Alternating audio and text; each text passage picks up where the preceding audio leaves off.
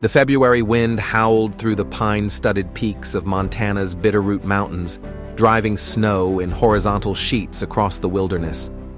At the Bitterroot Valley Ranger Station, the morning had started like any other for Jack Reynolds. At 58, with graying temples and weathered hands that spoke of decades in the service, he'd seen his share of winter storms, but nothing could have prepared him for what this day would bring. The station, a testament to 1930s Civilian Conservation Corps architecture with its distinctive log and stone construction, housed one of the nation's most innovative conservation programs, the Wolf Ranger Initiative. Started in 2020, the program trained wolves to assist in wilderness patrols and search and rescue operations, building on decades of research into wolf intelligence and pack dynamics. That morning, Jack had been reviewing reports of suspicious activity in the protected wilderness area, unauthorized vehicles, strange tracks, and equipment that didn't belong.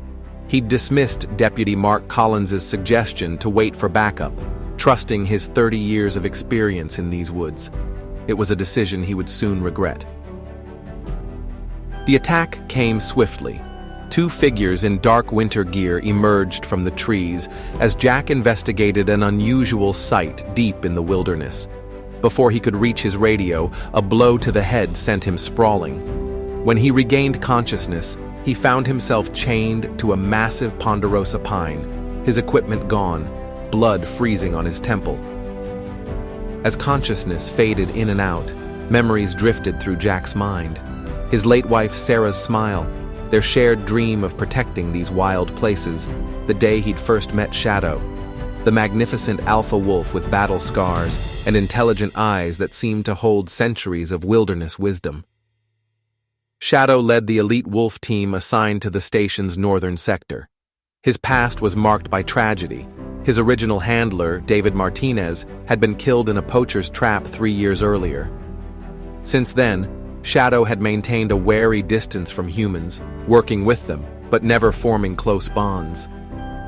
Emily Chen, the wildlife handler who had helped train him, often said Shadow carried too much pain to trust again. The cold was seeping into Jack's bones when he heard it, the soft crunch of paws on snow. Through half-frozen eyelids, he saw them. 5 wolves moving with deliberate purpose through the woods, Shadow in the lead.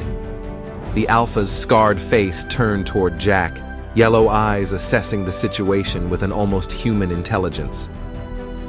What happened next defied everything Jack knew about wolf behavior.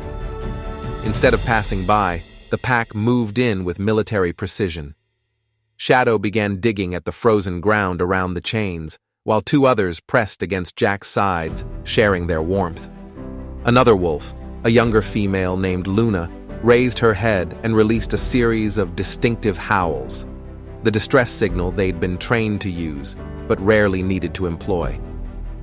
As Jack drifted between consciousness and darkness, he spoke to Shadow, his voice barely a whisper. "Guess we're both survivors, old friend." The wolf's ears twitched at his words, and those intelligent eyes never left Jack's face. Hours passed, marked by the wolves' steady presence and periodic howls. When human rescuers finally arrived, led by Emily Chen, they found Jack alive, hypothermic and injured, but alive, surrounded by his unlikely guardians. At the ranger station infirmary, Emily filled in the gaps as Jack recovered. The wolves were supposed to be running a tracking exercise in the east sector, she explained, her dark eyes troubled. They went off course. Shadow led them off course. He's never done that before. Jack's rescue made headlines across Montana, but the story was far from over. Late one night, as Jack was reviewing security footage from his attack, Emily burst into his office. "Someone's been tampering with our patrol schedules," she said, her voice tight with concern. "And the wolf training records. Someone's been accessing restricted files." Before they could dig deeper, the station's perimeter alarms blared. Through the security cameras, they watched 3 masked figures approaching through the snow. As Emily called for backup, Jack noticed something that made his blood run cold. The intruders moved with familiar confidence, as if they knew the station's layout. Shadow, who had taken to sleeping near Jack's office since the rescue, was instantly alert. When the first intruder breached the main entrance, the wolf launched into action with Jack and Emily close behind. The ensuing fight was chaos, until Shadow launched himself at a speeding snowmobile, bringing down one of the fleeing attackers.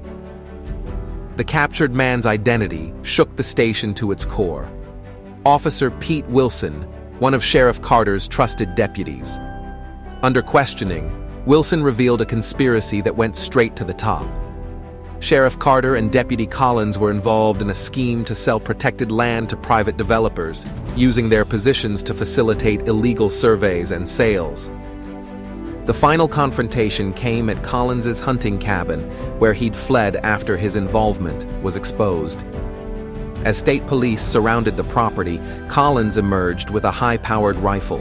His first shot caught Shadow in the shoulder as the wolf moved to protect Jack. His second shot never came. Jack tackled him into the snow, ending the threat even as his heart ached at Shadow's pained whimper. Through the long hours of Shadow's surgery, Jack never left the veterinary clinic.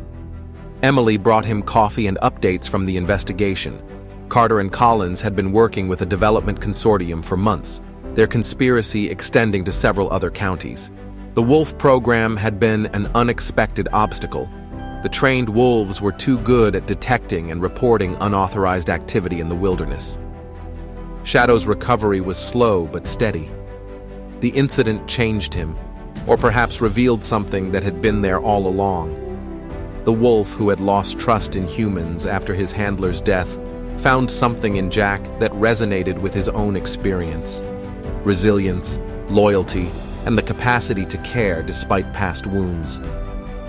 6 months later, the Bitterroot Valley Ranger Station celebrated 2 milestones: Emily's promotion to Chief of Station Operations and the certification of its newest Wolf Ranger team. Jack and Shadow, both bearing new scars but stronger for their shared trials, passed their final evaluation with the highest scores in program history. On quiet nights, Jack often reflects on the strange paths that brought him and Shadow together. Sometimes, sitting on the station's porch as sunset paints the Bitterroots in golden light, he swears he can see his late wife Sarah's smile in the evening sky. She would have understood this unlikely partnership, this bond between 2 guardians who found in each other the strength to trust again. Shadow rests his graying muzzle on Jack's knee during these moments, yellow eyes soft with contentment. They are no longer just partners but family, bound by something deeper than training or duty.